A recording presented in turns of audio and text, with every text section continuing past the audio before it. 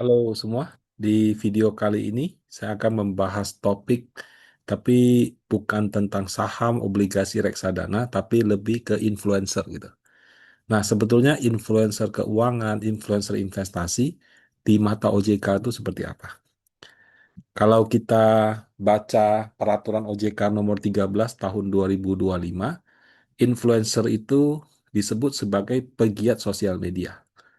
Kalau kita baca POJK nomor 6 tahun 2026, itu influencer disebut sebagai penyampai informasi. Nah, sebagai penyampai informasi dan sebagai pegiat media sosial itu sebetulnya bedanya apa? Dan sertifikasi atau izin apa yang diperlukan untuk bisa uh, comply lah dengan aturan OJK yang nomor 13 atau nomor 6 ini. Nah, uh, konten tentang pegiat sosial media itu sebetulnya sudah pernah saya bahas di tahun 2025 lalu. Udah konten setahun yang lalu sih ya. Nah, pada saat itu memang ada satu bagian yang abu-abu. Eh, Menurut saya itu nggak diatur, tapi menurut orang lain kelihatannya tidak. Nah, jadi eh, bagian yang abu-abu itu menurut saya menjadi lebih hitam putih ketika ada POJK nomor 6 tahun 2026 gitu. Nah, kita sekarang yang pertama dulu ya, yang POJK nomor 13 tahun 2025. Tentang apa sih Pak? Panjang, saya nggak hafal. Tapi nomornya itu, Google aja gitu ya. Nah, eh, di pasal 106 dijelaskan yang dimaksud dengan pegiat media sosial adalah pihak yang secara aktif terlibat dalam kegiatan yang berhubungan dengan media sosial yang mengelola konten di berbagai platform media sosial. Jadi bisa Instagram, disebut selebgram, YouTuber, disebut YouTube ya YouTubers, kalau TikTok ya TikTokers gitu. Kebetulan saya semuanya punya akun itu. Meskipun secara follower kayaknya paling banyak itu justru di Threads gitu. Ya, jadi saya ada di X, saya ada di Instagram, saya ada di TikTok, saya ada di YouTube. Nah, tapi kayaknya follower paling banyak itu di Threads versi X yang versi Instagram gitu. Tapi anyhow, kalau kamu aktif mengelola konten di sosmed, berarti masuk di sini. Nah, ketika PPE ya, PPE itu perantara pedagang efek.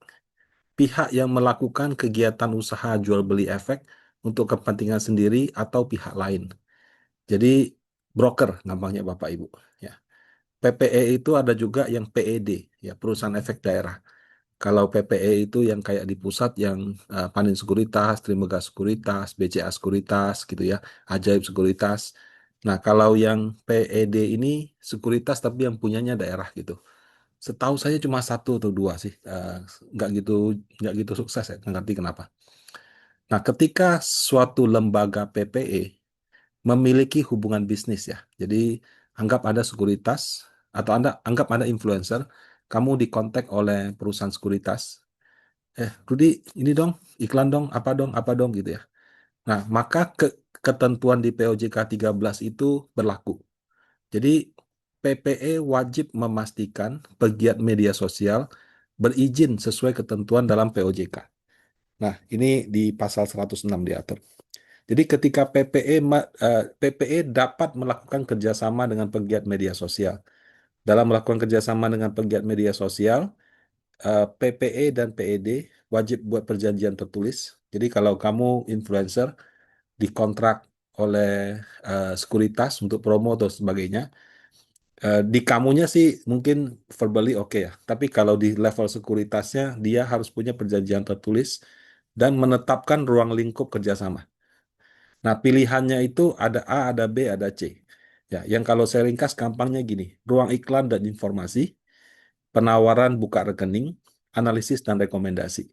Jadi ketika seorang influencer dikontrak oleh sekuritas, itu sekali lagi ya, ini tidak membatasi bidang pekerjaan influencer, tapi lebih ke sekuritas yang mengontrak Anda, itu diwajibkan sama OJK harus membagi dalam tiga ruang lingkup ini.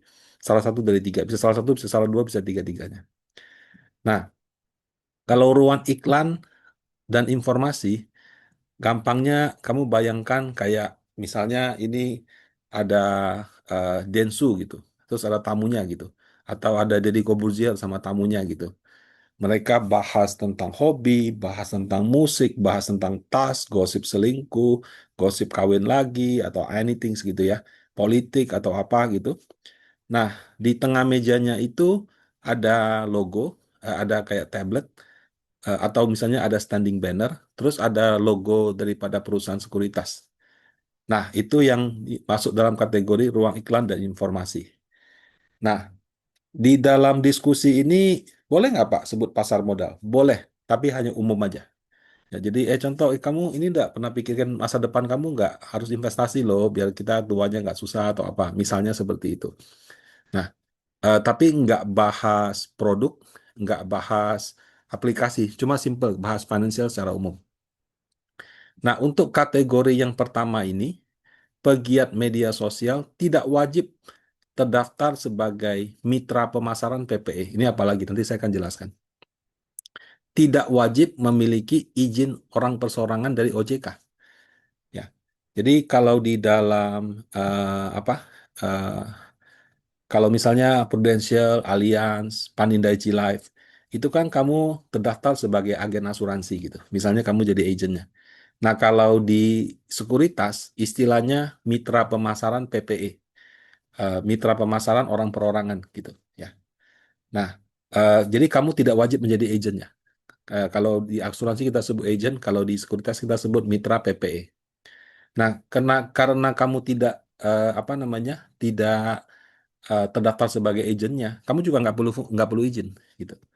Nah, tapi di dalam konten ini eh, PPE, ya PPE itu perusahaannya wajib membuat pengungkapan dalam iklan bahwa kamu influencer bukan merupakan pegawai dan tidak memiliki izin dari OJK. Ya, eh, jadi di sini ada kayak aksen atau gimana caranya bahwa Densu jadi Corbuzier ya.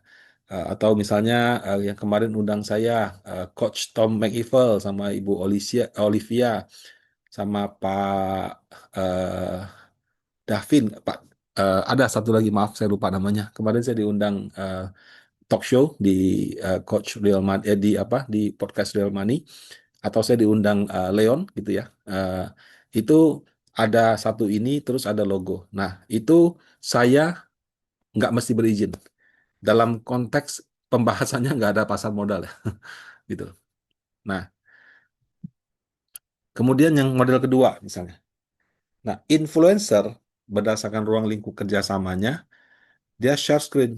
Ini, download aplikasi ini, masukin saya punya kode Rudy 123, Rudy 888. Nah, dengan aplikasi ini kamu bisa bertransaksi saham, bertransaksi reksadana, bertransaksi obligasi, anything ya. Jadi kamu merekomendasikan buka rekening di sekuritas. Nah, kalau yang modelnya seperti ini, sudah pakai kode referral, jelaskan tata cara pembukaan rekening, maka si Rudy, si influencer, wajib terdaftar sebagai mitra pemasaran PPE orang perorangan. Nah, ini istilah agent ya, PPEOP gitu, mitra pemasaran orang perorangan gitu. Nah, karena kamu terdaftar sebagai mitra pemasaran, maka kamu wajib memiliki izin salah satu ya, nggak harus semua, salah satu dari penasehat, wakil penjamin emisi efek, wakil manajer investasi, perantara pedagang efek, perantara pedagang efek pemasaran, pemasaran terbatas, atau waper. Satu cukup gitu. Nah, kalau ini berarti kamu sudah rekomen ya, buka rekening ya. Nah, kalau kamu terdaftar sebagai mitra PPE orang perorangan, maka kamu juga tunduk pada peraturan OJK yang mengatur itu. Mohon maaf, saya lupa cantumkan POJK nomor berapa, tapi bisa kamu Google. Ya, POJK Mitra Pemasaran PPE gitu. Nah, di mana di dalam POJK tersebut mengatur kalau kamu terdaftar sebagai seorang mitra PPE, kamu nggak boleh apa? Satu, memfasilitasi pengisian formulir rekening efek nasabah dan atau rekening dana nasabah. Jadi ibaratnya kalau buka rekening, yang isi mesti nasabahnya sendiri. Kamu nggak boleh isiin. Menerima pesanan dari nasabah atau meneruskan transaksi nasabah. Kalau ini konteksnya broker ya. Broker sama agent itu beda. Kalau misalnya saya sudah buka rekening di Panin Sekuritas, aplikasi saya internetnya kurang bagus. Saya pengen beli saham gitu. Saya bisa call ke Panin Sekuritas. Saya bilang, hai tolong dong, saya atas nama Rudi, kode nasabah segini, saya mau beli saham Bank BRI misalnya 100 lot di harga misalnya 3.000 gitu. Nah, nanti dia confirm dia jalankan. Itu broker, boleh. Izinnya WPPE. Tapi kalau kamu mitra pemasaran, kamu nggak boleh jadi orang yang, oke Rudi saya inputin ya, nggak bisa. Nah itu. Memungut penerimaan dari nasabah dan membagi komisi dengan nasabah. Jadi ketika nasabah buka rekening, kemudian dia store uang, kamu minta dari nasabah fee, nggak boleh gitu. Atau sebaliknya, kamu dapat komisi gitu ya, dapat komisi dari sekuritas, kemudian kamu apa namanya eh, membagi dengan nasabah gitu, itu nggak boleh. Itu kalau di asuransi ada istilahnya saya lupa, tapi kamu nggak boleh dapat dari komisi terus kamu ribet ke nasabah gitu. Memberikan penjelasan yang tidak benar dan ungkapan yang berlebihan. Ya, ini kita bisa tafsirkan. Memastikan dan menjanjikan hasil investasi, nggak bisa. Menyarankan untuk melakukan transaksi, ini saya agak bingung. Saya cuma kutip dari peraturan OJK. Menyarankan untuk melakukan transaksi itu kayak, Pak, Bu, beli yuk, gitu. Jual yuk. Nggak ngerti juga kenapa nggak boleh gitu ya. Tapi ya, mungkin kamu lebih ke memfasilitasi orang buka rekening. Karena tujuannya memang untuk buka rekening gitu. Nah, membuat pernyataan yang negatif terhadap PPE yang bukan merupakan anggota bursa efek atau PED tertentu. Saya juga agak kurang ngerti yang merupakan anggota. Oh, sorry. Negatif terhadap PPE yang anggota bursa efek. Jadi, misalnya, aplikasi ini canggih loh. Nggak kayak sebelah. Wah, itu mah analisanya eh, jorokin orang misalnya. Malah jadi rugi misalnya kayak gitu. Nah, itu nggak boleh.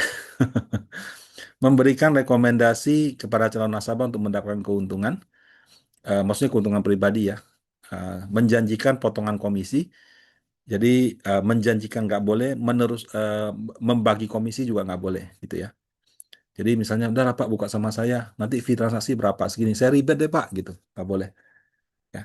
Bertindak sebagai mitra pemasaran PPE terhadap lebih dari satu PPE. Nah ini, jadi kalau misalkan apa namanya? eh, kamu misalnya terdaftar sama Panin Sekuritas misalnya, mitra PPE-nya Panin Sekuritas. Terus ngetop banget nih, gua gara-gara kamu buka rekening banyak. Terus si Ajaib datang kontak Anda ya, bantu dong, saya juga dong gitu. Nanti saya kasih ini deh, komisi deh gitu. Nah, kamu juga jadi ini kayak promotornya Ajaib Sekuritas. Jadi kalau di Panin misalnya Rudi 123, di Ajaib Rudi 888, misalnya kayak gitu. Itu nggak boleh, Bapak Ibu. Terus gimana Pak kalau ngetop Pak? Ya kalau saran saya sih ada masa kontraknya. Misalnya kerjasama dengan Panin Sekuritas 1 bulan atau 3 bulan. Ya kalau udah selesai kamu boleh terima yang lain. Tapi kalau kamu terdaftar di banyak tempat pada saat yang bersamaan, eh, maka kamu melanggar ketentuan POJK ini. Membocorkan dan atau menyalahgunakan data nasabah dan pesanan bagi kepentingan diri sendiri atau orang lain. Ya orang transaksi kamu liatin. Bekerja pada perusahaan efek dan pelaku usaha jasa keuangan, kecuali merupakan agen penjual produk keuangan lainnya. Jadi kamu misalnya eh, mitranya si Panin Sekuritas, tapi kerjanya misalnya di BCA Sekuritas atau di Bank BCA gitu, nggak boleh. Karena bekerja pada perusahaan efek atau pelaku usaha jasa keuangan. Kerja di pegadaiannya nggak boleh gitu. Kecuali merupakan agen penjual gitu ya. Jadi kalau sales asuransi mungkin nggak apa-apa. Menerima kuasa untuk melakukan transaksi dari nasabah. Nah, ini nggak boleh ya. Nah, jadi kalau influencer, kamu sudah kasih kode-kode referral, maka yang nggak boleh ini bisa dibaca Bapak Ibu. Nah, ini tipe yang ketiga. Jadi, ruang lingkupnya adalah analisa dan rekomendasi terhadap produk, efek, dan atau layanan. Contoh misalnya, oke MSCI sekarang ketentuannya begini. Kalau nanti begini, kira-kira saham A bisa masuk, saham B bisa masuk. Misalnya, kamu sudah bahas kayak begini. Nah, atau kamu bilang, wah, sekuritas ini canggih nih. Dia baru keluarkan aplikasi terbaru. Bisa melihat bandarnya beli berapa, harga berapa, lepas di harga berapa, dan sebagainya gitu. Atau kamu misalnya pakai grafik technical. Wah, technical ini kalau combine sama ini, dia punya winning rate 95%, misalnya seperti itu. Jadi kamu sudah lebih dalam nih membahas tentang efeknya, membahas tentang layanan daripada suatu sekuritas, eh, atau aplikasinya seperti itu. Nah, kalau yang ini Bapak Ibu, kamu wajib punya izin penasehat investasi. Ya. Nah, ini yang ibaratnya paling tinggi levelnya, mesti punya izin penasehat investasi. Nah, kalau di tengah-tengah ini kamu mau promote kodenya, referral atau apa, eh, harus dibedakan ya. Kalau misalnya kamu jadi referralnya, itu nomor dua, kamu mesti mitra PPE. Tapi kalau kamu cuma dikontrak sama si perusahaan sekuritas, kamu dibayar satu fee tertentu, kemudian kamu nggak terima kalau orang buka rekening atau apa, ya kamu masuk kategori nomor tiga, gitu.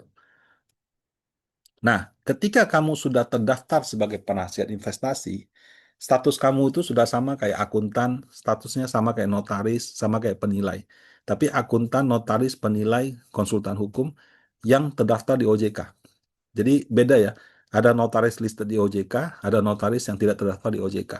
Nah, kalau kayak saya nih kerja di perusahaan MI, mau bikin reksadana, saya punya kontrak harus dinotariskan. Saya hanya bisa datang ke notaris yang terdaftar di OJK. Kalau nggak terdaftar di OJK, saya nggak bisa datang gitu. Nah, jadi kalau kamu menjadi penasihat investasi, status kamu disamakan dengan mereka. Jadi dianggap profesi gitu.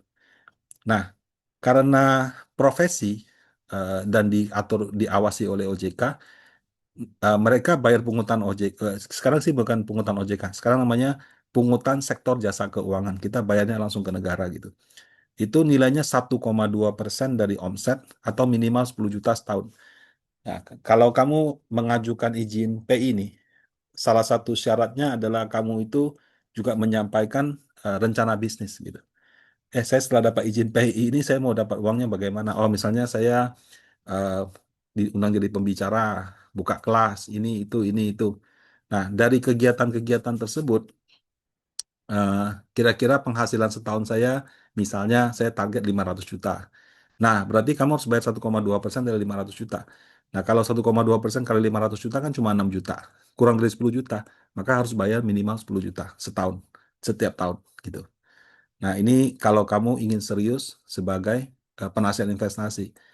Gimana Pak kalau saya cuma mau bahas tapi saya nggak ada income. Tetap harus bayar 10 juta.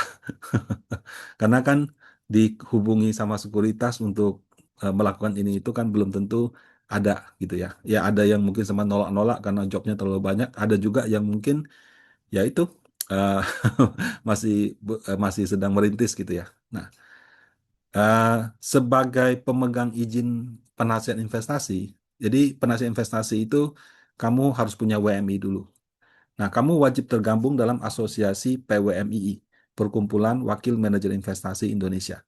Nah, itu kayak asosiasi profesi lah ya. Jadi anggotanya pemegang izin. Saya juga di situ, pengurusnya dan juga sebagai anggota. Nah, itu kalau misalkan kamu masuk ke dalam asosiasi itu ada iuran anggotanya yang saat ini 1 juta per tahun gitu. Nah, sehingga fixed cost kalau kamu jadi penasihat investasi itu adalah 11 juta minimal per tahun. Ya, kalau belum siap, pikirkan baik-baik. Kalau sudah siap, silakan gitu. Nah, sebagai penasihat investasi, Bapak Ibu, kamu itu tunduk pada peraturan OJK yang ada larangan-larangan. Ya, ada 10 larangan.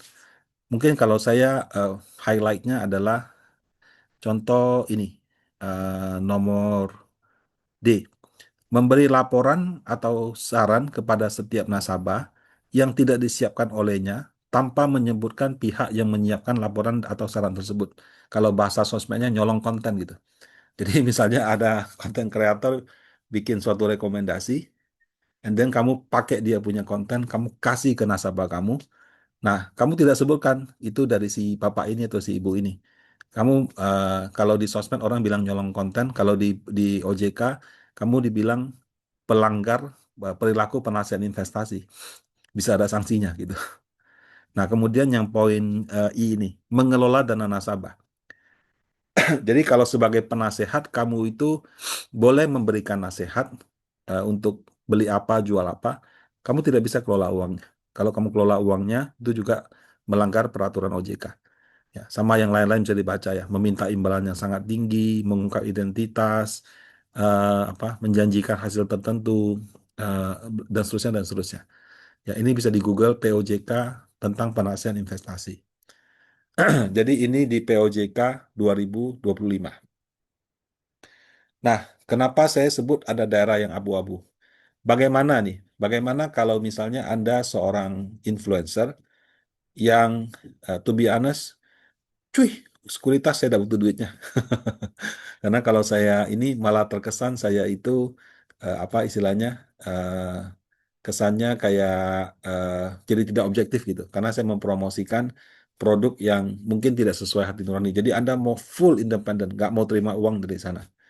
Nah, jadi Anda tidak terima uang dari sekuritas, Anda juga tidak terima uang dari manajer investasi reksadana misalnya. Nah, tapi kamu berbagi tentang saham, tentang obligasi, tentang reksadana, teknikal, fundamental. Ini sudah sama kayak yang kategori tiganya ini, kategori tiganya POJK yang 2025. Ya.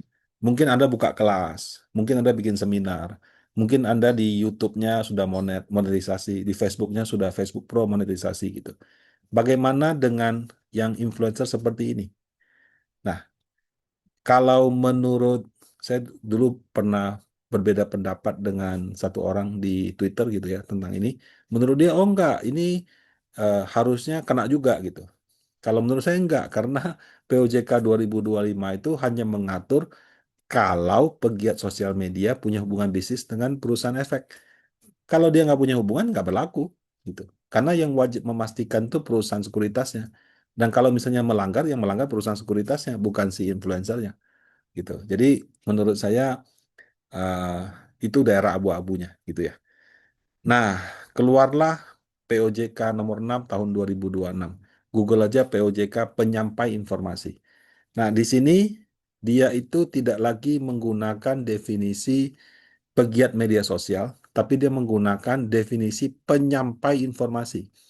Penyampai informasi adalah pihak selain PUJK, spesifik nih. Jadi selain karyawan pelaku usaha jasa keuangan, it could be anyone, siapapun ya, selama kamu nggak bekerja di bank, nggak bekerja di sekuritas, nggak bekerja di MI, nggak bekerja di pegadaian, nggak bekerja di pembiayaan, yang melakukan penyampaian informasi sektor jasa keuangan yang bertujuan baik secara langsung ataupun tidak langsung untuk meningkatkan literasi keuangan dan atau mempengaruhi konsumen dan masyarakat dalam memanfaatkan produk dan atau layanan. Ya. Jadi anyone ya, siapapun pihak selain PUJK, bahkan dia nggak atur dalam negeri luar negeri. Jadi kalau kamu sudah menyampaikan informasi sektor jasa keuangan, nah maka kamu dikategorikan sebagai penyampai informasi. Nah, sebagai seorang penyampai informasi, kamu diminta untuk itikat baik, bertanggung jawab atas informasi, menyampaikan yang jelas, akurat, jujur, tidak menjanjikan kepastian keuntungan, tidak membandingkan produk atau layanan tanpa analisis yang berimbang. Nah, itu. Jadi misalnya kalau saya compare A sama B, itu harus risk and return-nya di compare gitu ya. Tidak mempublikasikan atau memasarkan produk baru, eh, dan layanan jasa keuangan yang tidak memiliki izin dari OJK. Yang berdasarkan ketentuan OJK wajib memiliki izin. Contoh misalnya paling gampang kripto. Kripto itu wajib, itu yang mendapat lisensi dari OJK. Kalau kamu promosikan aplikasi kripto luar negeri yang tidak berizin dari OJK dan kamu melanggar. Gitu. Tidak bekerja sama dengan pihak yang melakukan kegiatan usaha di sektor jasa keuangan yang tidak memiliki izin dari OJK. Jadi kalau ada pihak yang sektor keuangan tapi nggak berizin dari OJK, kamu juga tidak boleh bekerja sama. Tidak melakukan aktivitas yang dilarang, gitu ya. Nah, jadi ini adalah penyampai informasi. Nah, jadi dia tidak melihat lagi kamu itu dibayar sama sekuritas atau tidak. Pokoknya selama kamu menyampaikan informasi sektor jasa keuangan, kamu tunduk pada peraturan di atas gitu.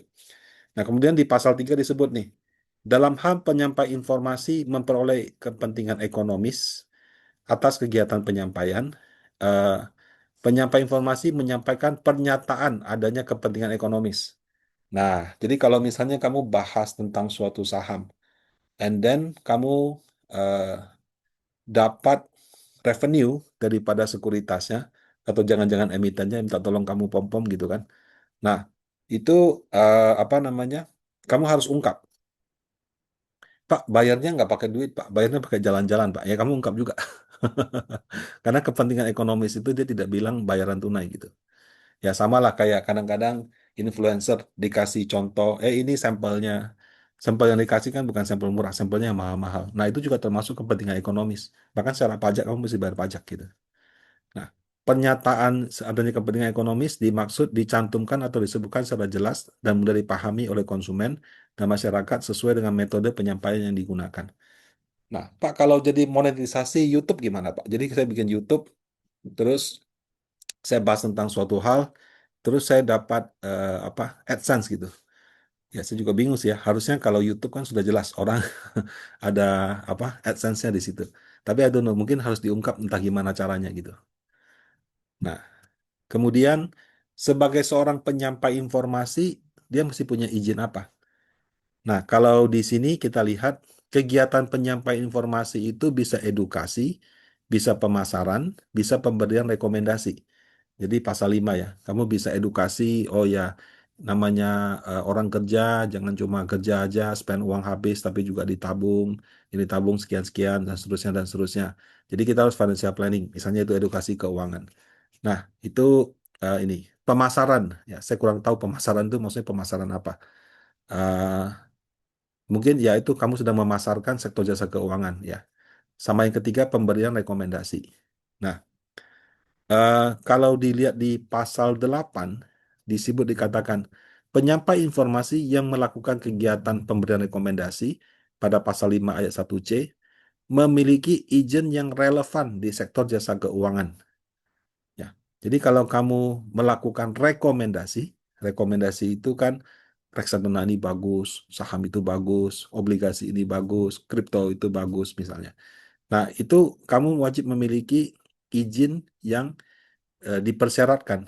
Nah, kalau misalnya kita baca penjelasan dari pasal 8 disebutkan penasihat investasi spesifik. Oh, sorry, saya nggak ini ya, nggak buka di sini. Sorry, saya nggak tampilkan. Tapi ketika saya baca itu ini, Pak, kalau saya ngasihnya Pak cuma via YouTube, saya kan nggak tatap muka sama klien, saya sama masyarakat. Gimana taunya? Nah, ini dia sampaikan. Penyampaian informasi itu bisa tatap muka sama tanpa tatap muka. Jadi kalau tatap muka itu berarti saya bertatapan sama eh, ini baik dalam bentuk langsung ataupun elektronik ya via Zoom, via web web meeting gitu, atau tanpa tatap muka. Saya rekam jadi video saya jual gitu. Nah, YouTube gitu kan. Nah, itu dua-duanya termasuk gitu.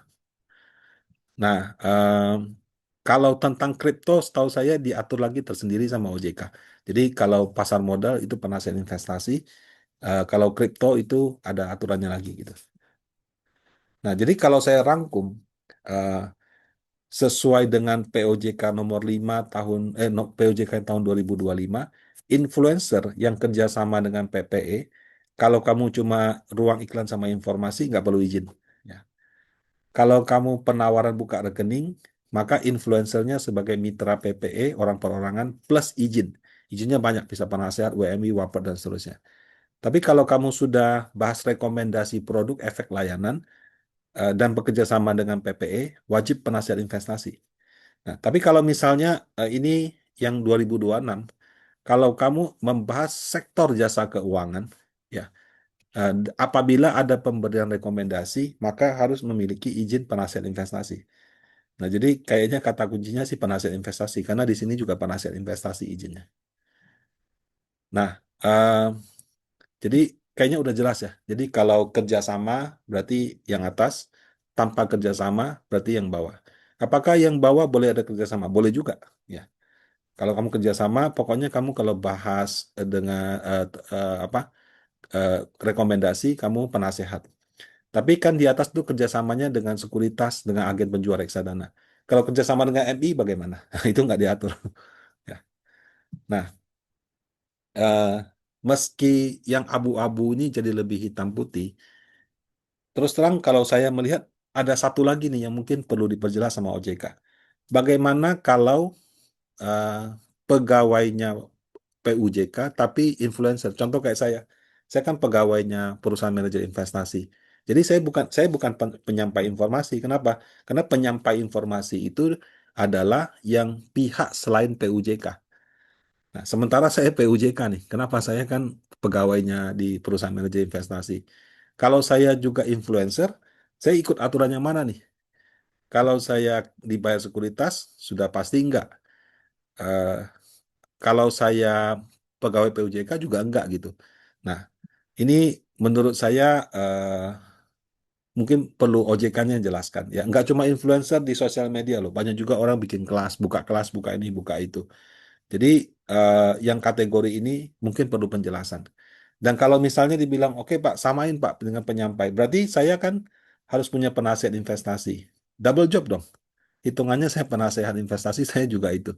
Jadi maksud saya kalau yang ini menurut saya ya masih abu-abu. Ya mudah-mudahan OJK bisa jelaskan sih di suatu di kesempatan yang akan datang. Nah, kalau begitu mau mengajukan penasihat investasi, bagaimana Pak caranya? Yang pertama-tama, kamu harus lulus dulu sertifikasi tentang pengelolaan investasi di LSP PMI. Kebetulan saya jadi pengurus di situ.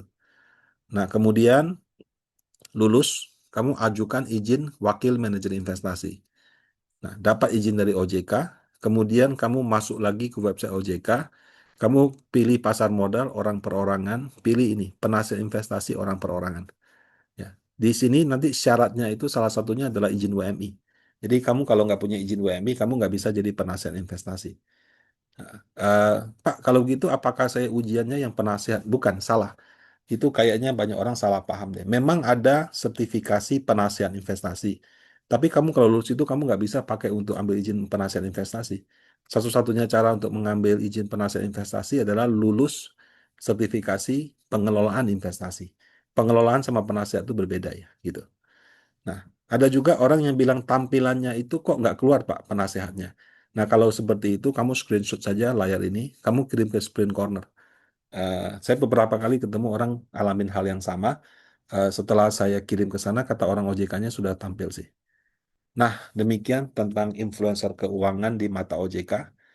Eh, untuk Bapak Ibu yang follow influencer-influencer keuangan yang ilmunya bagus, silakan gitu ya. Tapi ketika yang bersangkutan melakukan rekomendasi, melakukan eh, himbauan untuk buka rekening, berarti dia harus berizin gitu. Nah, dan dia juga wajib mengungkap izinnya kepada sesuai dengan peraturan OJK yang ada. Nah, demikian. Semoga bermanfaat. Terima kasih.